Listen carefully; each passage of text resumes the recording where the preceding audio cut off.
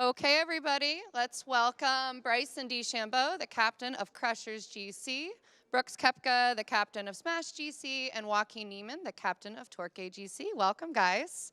I'm going to start off asking the same question to you that I asked the last group. How are you guys utilizing LIV Miami to prepare for Augusta next week? I'll start with you, Bryson. Yeah, I mean, look, it's a great test of golf. You got to be on your game pretty much every hole out here, and it's kind of a good start, I would say, for kind of get us in a major mindset, just with how difficult the test is. And for me, that's the way I'm going to look at it this week, and obviously try to do my best this week to win. But you know, eyes are set pretty hard on next week as well, and just trying to maximize the time out here and try to do the best I can out here, but also prepare for next week. Brooks? Yeah, I mean, I think it's the first big boy golf course we've played this year. You know, it's you got to be able to ball strike it out here. You know, and this golf course doesn't really let you. It's the first time. I mean, if you miss it, you know, your target by 4 or 5 yards out here, you can make bogey very quickly, double. You know, it's a tough golf course, and you gotta be able to ball strike it here and ball strike it at Augusta, and I think that's why it's such a good prep. And Waco? Yeah, I mean, just same as they say, it's one of the first courses that we play that are, you know, that you gotta hit it good from everywhere of your game. You gotta hit it long, you gotta hit it straight, and yeah, I think it's gonna be a good preparation for me as well. It's a good place, this course, to get committed into your game and get a good preparation for what is coming next week, which I'm really looking forward to. Great. So we have 13 players, as you guys saw, participating next week. Last year, first place, second place, third place, and fourth place was John Rahm, Phil Mickelson, Brooks Koepka, and Patrick Reed, all LIV Golf players. What do you guys think the chances are of a LIV player taking home the green jacket next week are? I'll start with you, Brooks. I mean, I feel like, I don't know, obviously chances are pretty good. There's a lot of good players. I don't know how many guys are in the field. What, usually about 90, right? Yeah. Usually about 90, so, you know, probably got, what, 15%? You're better at math and numbers and all this stuff, so probably 15% like chance. It's so, it's like 15 to 20, depending you know, on how and you then look when at you it. start breaking all the numbers down, you know what, no amateurs, no first-time winner, I don't know, it probably goes to, what, 70? Yeah, I'd say like 70, and then people are nervous. You know, you cut a couple of them out just because of that, and their games aren't playing well and all that. Yeah. I can give that whole speech again, but I'm not. I'll save everybody the 5 minutes.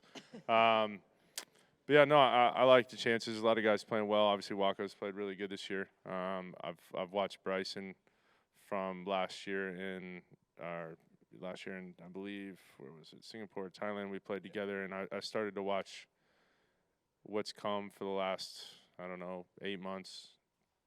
I guess it would be about 8 months now. Yep. Kind of watch that progression go, so that's been kind of cool. I could see him kind of starting to round the corner. And then, I don't know, I don't start playing good till March, so this is kind of my time.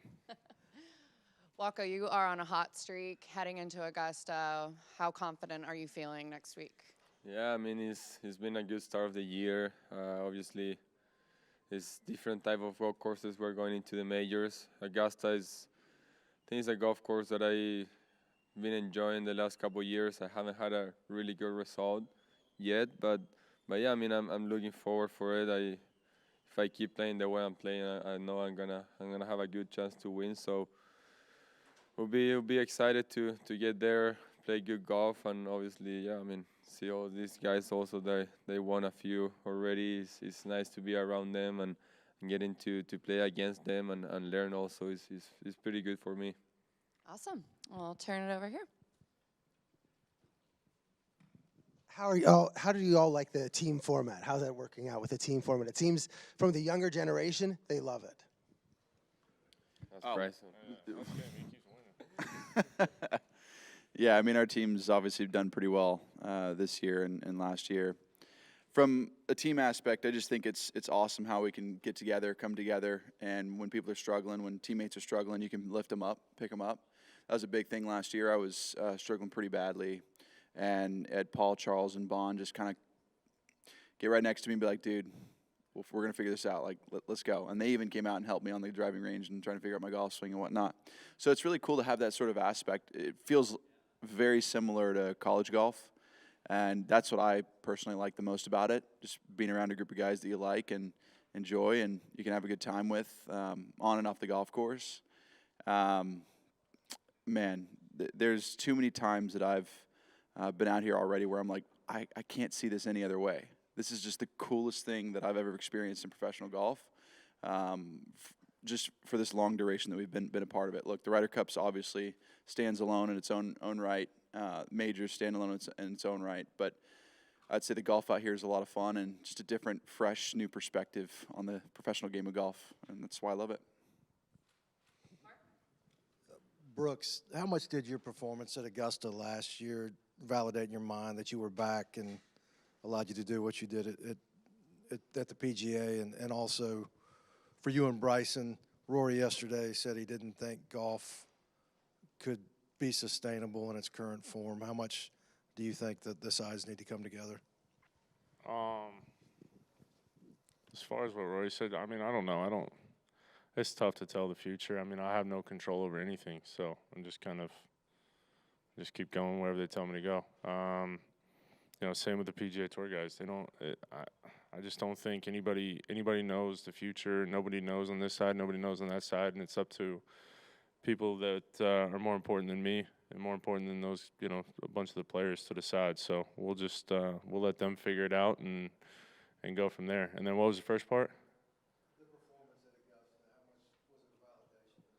I mean, I already knew that. I think it was more, I mean, I kept telling everybody, but nobody believed me.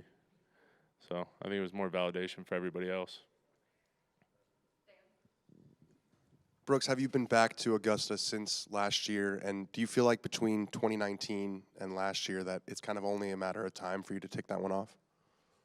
I mean, I always thought I was going to win. I mean, like I said, I can run down those numbers. I mean, it's statistically your best chance to win a major. But no, I haven't been back.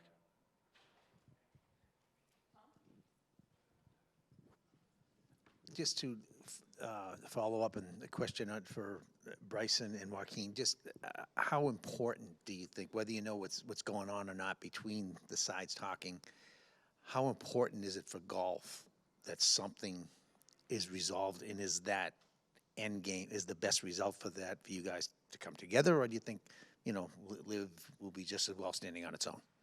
Well, there's multiple ways that you can solve this problem. I think that from a player's perspective, it needs to come back together for the fans, number one. The fans are what drive this sport. If we don't have fans, we don't have golf. We're not up here entertaining. So that's the most important thing as of right now, the low-hanging fruit. There's got to be a way to come together. How that comes together, that's above all of us out here. We can give input. We can have little moments where we say, hey, we think this would be a good idea or that would be a good idea. But ultimately, it's up to the guys up top to figure it out and figure it out quickly, because we can't keep going this direction. It's not sustainable for sure, and we all respect that and recognize that and want the best for the game of golf. We all love this game. We want to keep playing it. We want to keep competing. So the only answer is for us to somehow come together in some sort of terms where it makes sense, and for us to be playing all again in somewhat of the same boat. It's great to have the majors where we come together, but we want to be competing. At least I want to be competing every week with all of the best players in the world, for sure. Yeah, I'm the same way. I feel like right now is the game of golf is kind of divided a little bit, and I feel like they gotta do it for the fans and for everybody getting more entertainment. And I feel like, yeah, they gotta. I mean, it's not between us. I mean, I feel like the players we are just here and we need to make birdies to make everything better, and it's up to other people to come into an agreement and know what is gonna be the best for game, and have all those guys working into the same direction and not thinking against each other. And real quickly, it needs to happen fast. Like, it's not a 2-year thing. Like it needs to happen quicker rather than later. It's just for the good of the sport. Too many people are losing interest. Brooks, looking back last year, how strange was that whole setting for you Saturday, Sunday, and having I think it was a 4-shot lead, ending Saturday on hole 7 or something, and then the weather, and Sunday having to play, you know, all those extra holes. Just what was when you look back at that, just what do you think of that? What's your takeaway from that day, from Sunday especially? And that's what happens when you play an outdoor sport. Like it's part of golf. It's not the first time it's happened. Not gonna be the last time. I don't think it's anything different. I mean, I had a 7-shot lead at Bethpage. So it's not anything that's uncomfortable playing with the lead. Yeah, we had to play a few extra holes, but I mean, I think everybody doesn't mind playing a few extra holes at Augusta on Sunday.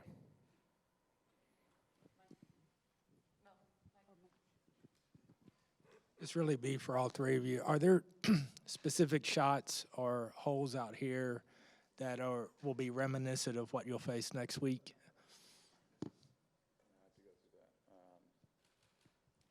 I don't know. It's too much thinking for me. Yeah. I've already done my prep, man. I'm just trying to figure out and make any last-second tweaks I can. I'd second that. I mean, every hole is demanding out here, so whether it's going to relate to next week, great. If it doesn't, so be it. We're still playing golf on a golf course, and there's grass, there's a hole, there's wind, same stuff. We just got to execute the shots under the pressure. Yeah, I feel like the same.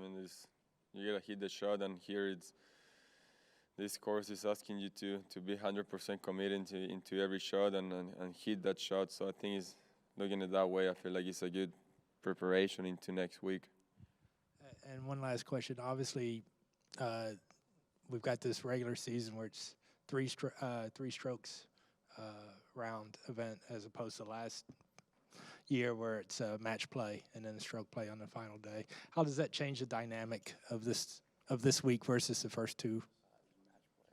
Yeah, I think it's a tough course, so you're gonna see some high scores, and whoever is playing good is gonna definitely take advantage of that. And I feel like last year being match play, I mean, especially out here, where there's holes that are tough, and last year you could win holes with bogey.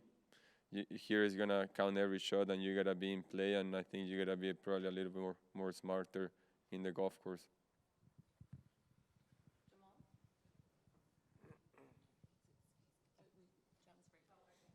Hey guys, it's John from CBS 12 in West Palm. You kind of joked, too much thinking, about next week, but how often, I'm just curious, does your mind go there when it's the tournament the week before the Masters, whether, how you have to line your game up at this moment 1 week before the first major?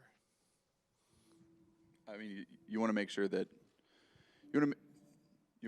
you're focused and ready for the next week. Obviously, it's a major. Still trying to win this week. To be honest, it's just as much as I'd like to try and elevate it, I try to, control those emotions and whatnot. Realize and respect what the Masters is, but focus on each and every day what you're doing to be the best you possibly can that day. And hopefully it accumulates to playing really good golf over the next couple weeks. That's just the mindset I have of that. Brooks? Yeah, I mean, we've already done our stuff since December, and then it just amplifies. Usually March 1's kind of my go or for Augusta, and then I actually do the opposite. I crank things up. So, yeah, I mean, this whole week is just to see what I've done the past 2-3 weeks, how many weeks we've had off, and see where everything's at. Make sure not so focused on the results, just in the process of doing what I wanted to do out there and making sure certain things are fine, and yeah, just kind of checking things off. And that's all it is. It's not a result thing.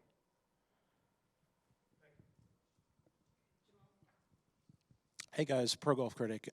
This is mostly for Bryson. I wanted to sort of shift gears a little bit to your YouTube channel, and obviously you kind of get a lot of enjoyment out of it. It seems like you're able to really flex some creative muscle. Do you want to talk about that a little bit and sort of how much of that you sort of shared with some of your fellow players as well? Yeah, I mean, I think LIV has afforded me that opportunity to expand outside my scope, just with the 3-day events compared to 4 days, and then we have 14 events compared to us playing a lot more out on the other side. So it's allowed me the opportunity to grow the YouTube side of the coin. Personally, for me, my whole reason in doing so is growing the game from 100 million golfers currently as it is today, close to that, to 150 in the next decade, and I want to help be a little bit of a part of that. So I think YouTube's the next generation. It's where every kid is watching their entertainment, and certainly Mr. Beast has shown that there's a huge following, a huge base over there, and just to capture a little bit of that and bring him over to the game of golf is something I want to do, and kind of shows a bit of the creative side that I have too. I'm super analytical. I love understanding numbers, but it's also fun to create and create an entertaining product for kids to watch and hopefully get inspired by and want to go play golf from it. So that's one of the reasons why I have the YouTube channel, and we'll continue to grow that. And if everybody wants to like and subscribe and follow, you can do that too. But in all honesty, like, I think it's a great platform to help grow the game of golf.